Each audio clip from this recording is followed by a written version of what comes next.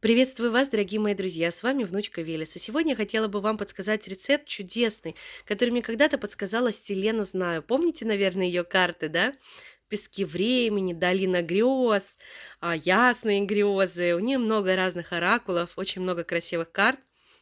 Это рецепт, который поможет и ребенку, который поможет вам избавиться буквально за 3 дня от любого бронхита, от любой простудного заболевания, да, где кашель, соответственно, сопутствует этому всему. Когда кашель надолго затягивается, бывает, вы уже выздоровели, либо ваш ребятеночек, а это не дает вам по ночам спать спокойно.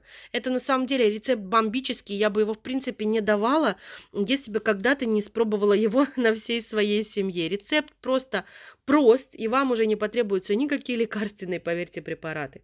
Берите упаковку анальгина,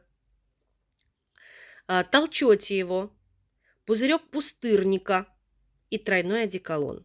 Все смешать.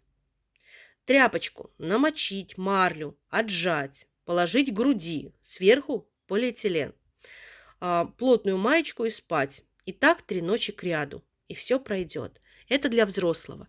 Если же для маленького ребятеночка, то достаточно по полчасика на ночь перед сном. Да, я скажу честно, запах далеко не для слабонервных получается с тройным одеколоном, но результат, поверьте, реально стоит того. Вы не пожалеете об этом.